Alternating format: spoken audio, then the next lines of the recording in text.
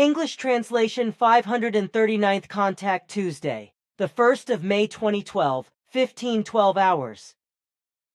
There you are, dear friend. It is really good that we correct the reports of the conversations with Bernadette every time. If this had not been the case, the two words would have been missing twice in the two sentences. Unfortunately, when I take in the transmissions of the conversations, it always happens that sometimes a word is left out when I type the transmission into the computer. This is understandable when you consider that everything is transmitted as quickly as it was also spoken. There are word omissions and possible spelling mistakes that cannot be avoided, which is why we also do the correction work. However, when I consider that your typing speed is very fast and that you only have one hand at your disposal, this is an extremely unusual achievement, which even two-handed typists would have to make great efforts to achieve. Today, however, the computer works better than the Adler electric typewriter. Of course, but still. Never mind. Here I have some questions. The first one is one that I have been asked again and again lately. Namely, who will win the 2012 presidential election in the USA, whether it will be Obama or the Republican Mitt Romney, and if it is the latter, what kind of human being he is. You have already told me who will win the election, and I also accept your official silence about that. So this question falls away, but the question of what kind of human being the man Romney is remains open. Do you have the necessary knowledge about this, and if so, can you talk about it? In short words, this man is one who cannot be called a do-gooder in any way, because he is an unpredictable, unscrupulous, and cold-bloodedly calculating psychopath, driven by a lust for power and completely lacking in compassion for his fellow human beings. With your words, you would say that he walks over dead bodies without hesitation. Nothing more is to be said about the assessment of this man. So a hard-nosed, power-hungry man who, as a ruler, can break all evil from the pile if he should take the helm. Then a question regarding the so-called light food, which we have already talked about in private on several occasions. Again and again, some Earthlings get the crazy idea that they can only feed on light, and then, of course, slowly starve, die of thirst, and finally die. Such a case has now happened again. Because certain human beings on Earth are unteachable in this respect, that the whole thing is a complete nonsense of pathologically stupid religious sectarians, who move mainly in esoteric circles. There are even such morbidly stupid ones who attend light food seminars, which are organized for them by profiteers, and who take the money they have earned out of their pockets. Unfortunately, the stupid and the faithful do not die out. And it is unbelievable what nonsense about the alleged eating light is spread on the internet. Just search in Google under light food, and you will find the craziest light eaters and their bottomless claims, scams, lies, and shenanigans. The so-called light food actually corresponds to an absolute nonsense or just an imbecility, as you say. In the whole universe, there is neither the human beings nor any other material life form that could feed on light, because each one of them needs a certain material food, even all microorganisms of all kinds. In relation to the human beings alone, they need solid and liquid food and healing substances, which they cannot replace by anything else in order to maintain their biological and medical metabolism, note Billy == metabolism. If the human beings do not eat and do not drink, they inevitably die of starvation and thirst, which may be associated with various ailments and pains, but ultimately also with hallucinations and affective delusions. This is not just about money, it is about the lives of good believers. Complete abstinence from food and drink is absolutely deadly for the human beings. If, however, someone claims to be able to master the eating of light and to live only on light, then he can no longer be classified as fully sane from the point of view of his mind and reason. And if someone nevertheless claims to master this naturally impossible and absolutely deadly process, he is not dealing with the truth, but with untruth. If in this respect the human beings who are faithfully decayed are also taught the nonsense of eating light through seminars, then the seminar leaders are guilty of murder or killing as perpetrators or as helpers. If seminar participants die by imitating the fact that they can live without solid food and without drinking, but only by eating light. Not even a spirit form can nourish itself from light, for since it is of spirit energetic nature, it needs the cosmic electromagnetic and spirit energetic life energy as nourishment. Some religiously, sectarian and esoterically inspired fanatics and believers claim time and again that some saints or God-blessed, etc., such as the allegedly stigmatized and dubious Therese Neumann von Konnersreuth, etc., who died on the 18th of September 1962 in the last century, had not taken any drink or food for months or even years. But as your father Svath, your daughter Simyase and Quetzal and you have already explained, this is only based on fraud, lies, and deceit, because these alleged light-eaters secretly took food and drink, even when alleged witnesses claimed and still claim the opposite. What you say is correct to a large extent, because it is indeed the case that all allegations are nothing but fraud, lies, deceit, and trickery, when the human beings claimed or still claim that as light-eaters they have eaten or would eat their life with light food alone. And also the statements of witnesses who have observed and confirm an alleged light-eating of some light-feeding people over a long period of time fall into the same frame of untruth, because either such lies are spread consciously, or the witnesses were and are deceived by the so-called light-eaters through swindling and trickery, etc. The origin of the alleged light-eating is indeed, as you say, found among religious, sectarian and esoteric unscrupulous fanatics, delusional believers and confused phantoms, etc., and as far as Therese Neumann von Konnersreuth is concerned, I am aware of the matter concerning this woman. To this it must be said that the whole thing was a swindle, which was basically only made correct by the religious fanaticism of a priest named Joseph Neber. However, this was not so much because the woman allegedly did not eat or drink, but because the suggestions of the pastor, who suffered from a delusion of help, caused a delusion of suffering in the woman who had fallen victim to religious sectarian hysteria, through which she became widely known as an alleged stigmatized person. In truth, all her suffering was no more than a medical and psychopsychiatric problem, as is the case with all cases of stigmatization, but also with a so-called possession. Then a question about sugar. You once mentioned that excessive sugar consumption, especially crystal sugar, has various unpleasant effects on the health and behavior of the human beings, like aggression, etc. Whereas artificial sugars, respectively, chemical sweeteners, cause suffering, such as various types of cancer. I explained this to you during our conversation on the 26th of November 2008.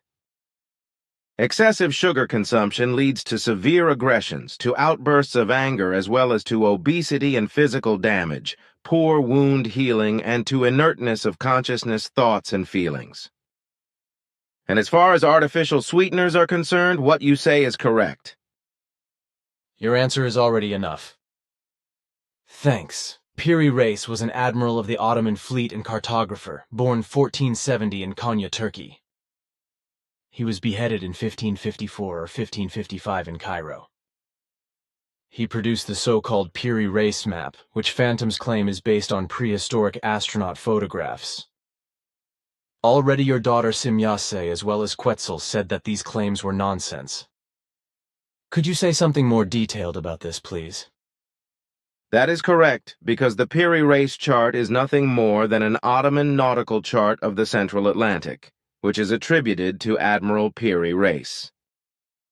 The chart is dated to the month of Muharram, the 9th of March, to the 17th of April of the Islamic year 919, which corresponds to the year 1513 of the Christian calendar. It has been in the library of the Topkapi Palace in Istanbul, Turkey, since 1929, when it was discovered for historical research. The map is a camel-skin parchment and in Ottoman language, but with Arabic characters.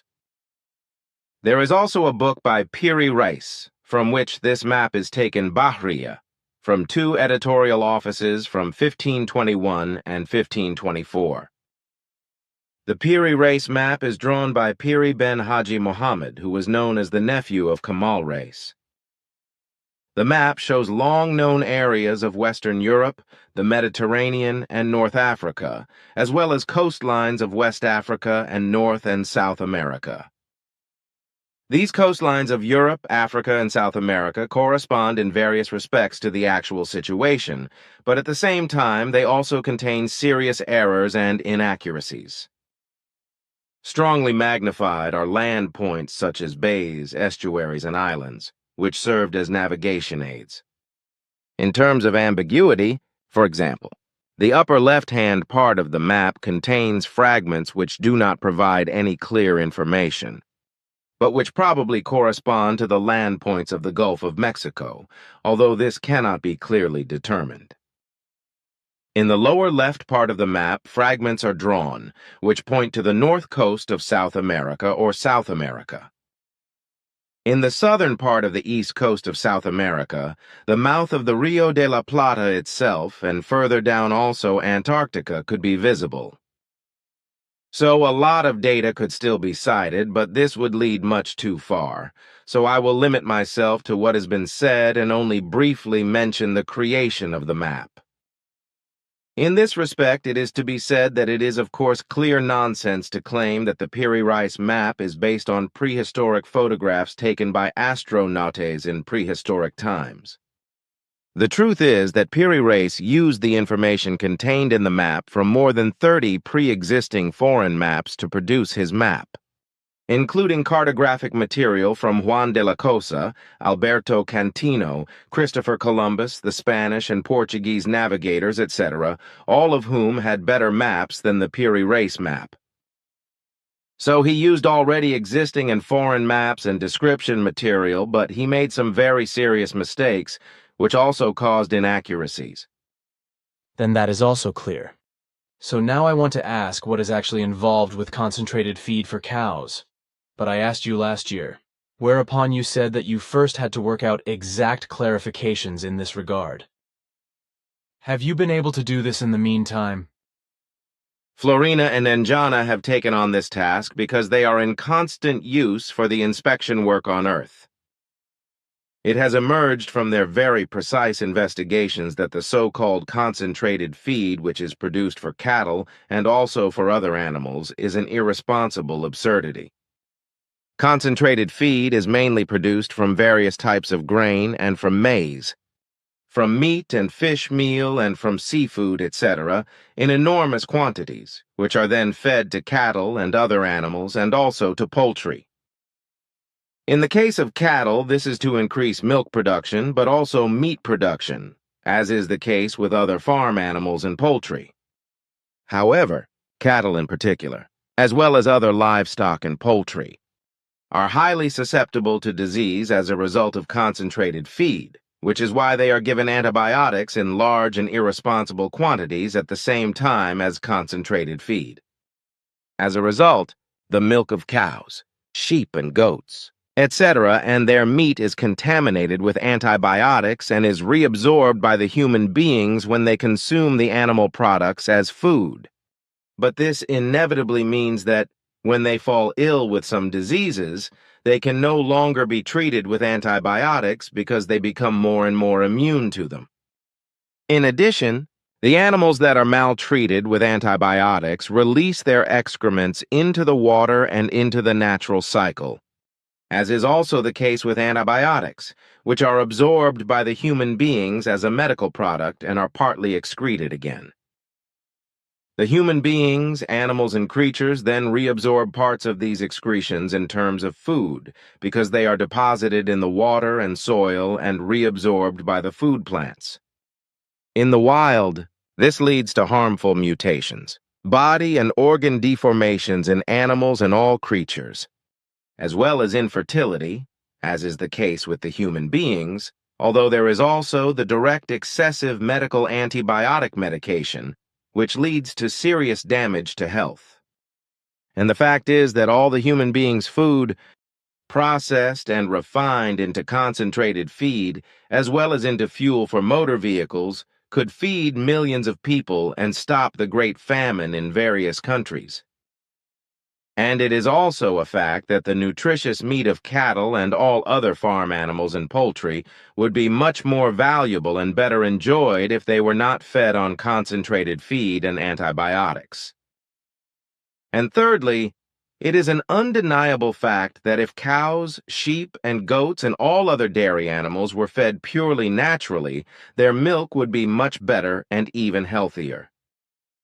Milk, especially that from cows, is not particularly recommendable from a health point of view, as I explained earlier, but on the other hand, it can be very useful again in various ways. And if farm animals and poultry were given only their natural feed, they too would be much healthier and less prone to disease. This is also true of animals and birds, etc., which are kept as so-called pets for pleasure and humanization, etc., which is a bad habit and unhygienic behavior through which many diseases are transmitted to the human beings. If farm animals were fed according to their nature, they and the human beings would suffer less disease and other disadvantages. Although the milk production of cows, sheep, and goats and mares, etc., would be lower, this would make up for the better health of the human beings and animals. But when we talk about concentrated feed for animals and poultry, etc., we must also denounce the fact that the irresponsibly high and ever-increasing overpopulation is leading to an inexorable increase in food requirements and to more and more famine. In order to get to grips with this problem of the ever-increasing amount of food needed by the human beings, more and more farm animals and poultry are being bred in mass rearing, in the tens of millions. And of course, they can no longer be fed on natural feed alone, so they must be turned into human food, which is processed into animal feed and fed to the animals, and poultry. However, this intensive farming of cattle, livestock, and poultry is not harmless either, because all these creatures, which number in the billions, such as cattle, horses, and other mammals, as well as poultry, livestock, birds, fish, and other terrestrial and aquatic organisms, make a major contribution to the greenhouse effect. Of the approximately 75% of what is harmful to nature through human fault and causes climate change and the greenhouse effect, around 23% is in the form of greenhouse gases from all farm animals, poultry, and air and water creatures. These are the main facts provided by Florina and Enjana's investigations and study, although there is much more to explain, but explaining it would probably not bear fruit, because all those involved in the concentrated feed industry will not listen to it. Neither farmers and breeders, nor concentrated feed producers, nor the scientists and technicians, etc., involved in the whole. That is unfortunately the case. I also realize that because the greed for profit is boundless. But there is one more question about the psychopathy you mentioned in relation to the U.S. presidential candidate. If psychopathy in general is mentioned, what are the peculiarities of psychopaths? Respectively, what are the evil and negative characteristics and patterns of behavior by which they can be recognized? To recognize psychopaths as such is basically difficult for the layman, because psychopathy is often also accompanied by an almost perfect acting talent. Consequently, even specialists in the worldly sphere are deceived by this and issue false judgments and certificates of value for psychopaths. This is not surprising. However, when one considers that on Earth such professionals as psychologists and psychiatrists are very often self-absorbed in terms of their abilities and overestimate their ability and understanding, and consequently misjudgments often occur. Which is of course disputed by these professionals. What happens out of self-protection and arrogance, etc., but listen to what is to be considered in relation to the behavior patterns of psychopaths in many different relationships. There are many factors which I will list in an authoritative wise. For example, psychopaths usually have a greater number of the following unworthy values. Number 1, lack of logical decisions. Number 2, lack of rational action. Number 3, acting irresponsibly. Number 4, multiple changes of sexual partners. Number 5, pathological lying, mendacity. Number 6, unsustainable promises, breaking them. Number 7, exaggerated thoughts and feelings in relation to the values of one's own personality. Number 8, false respectively played charm. Number 9, boredom. Number 10, fraudulent behavior. Number 11, parasitism. Number 12, lack of real and long-term objectives in a variety of ways. Number 13, manipulative behavior with regard to fellow human beings. Number 14, selfish lifestyle. Number 15, dazzling, respectively beguiling and deceiving your fellow men. Number 16, lack of sense of guilt. Number 17, lack of behavior control. Number 18, unpredictability. Number 19, self-importance according to the principle, after me the flood. Number 20, consciencelessness. Number 21, addiction to libel. Number 22, sense of injustice. Number 23, strong lack of emotion through corresponding thoughts. Number 24, death penalty advocacy. Number 25, advocacy of torture. Number 26, hate behavior. Number 27, egoism. Number 28, tendency to malice, deceit. Number 29, fraudulent manipulative behavior. Number 30, lack of insight into guilt. Number 31, lack of responsibility. Number 32, lack of profound thoughts and feelings. Number 33, lack of behavior control. Number 34, lack of personal responsibility. Number 35, lack of concern and compassion. Number 36, lack of long-term and realistic objectives. Number 37, remorse. Number 38, lack of empathy. Number 39, cold thoughts and feelings. Number 40, irresponsibility towards fellow human beings. Number 41, readiness for revenge and retribution. Number 42, intriguity. Number 43, power behavior, greed for power. Number 44, irresponsible talking. Number 45, irresponsible action. Number 46, great criminal energy in many different ways. Number 47, very extreme impulsiveness. Number 48, violation of laws, recommendations, regulations, requirements, prohibitions, and instructions, etc. Number 49, breach of promises. Number 50, lack of self-control. Number 51, dishonesty. Number 52, disloyalty. Number 53, unscrupulousness. Number 54, authoritarian. Number 55, tendency to sadism. Number 56, falseness, deviousness. Number 57, readiness for combat and war. Number 58, addiction to profit. Number 59, greediness. Number 60, antisocial behavior. Number 61, tendency to harassment, bullying. Number 62, self-praise, self-adulation. Number 63, tendency to denounce. Number 64, pathological morbidity. Number 65, lack of joy. Number 66, lack of empathy. Number 67, strong negativity. Number 68, tendencies to cheat and deceit. Number 69, lack of self-knowledge.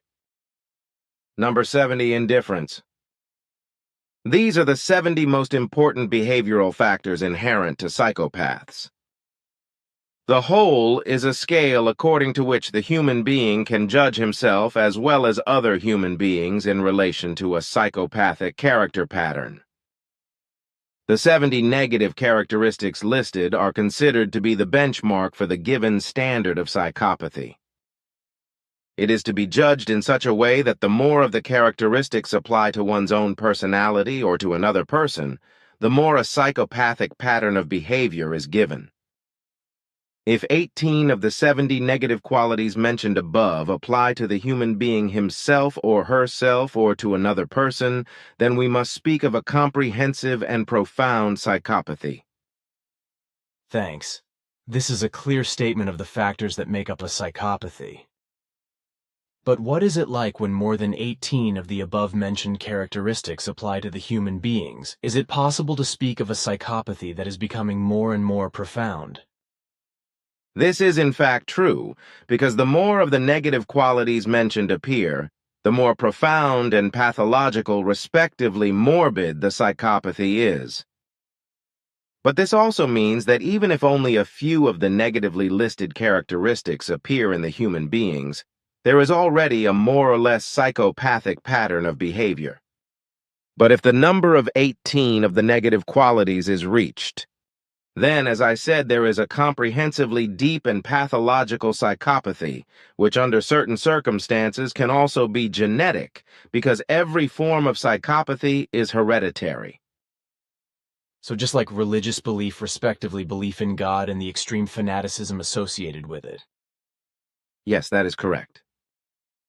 But now, dear friend, I want to discuss some things with you that are not supposed to be official. Well, go ahead and shoot, because I have no further questions. Then I want to begin.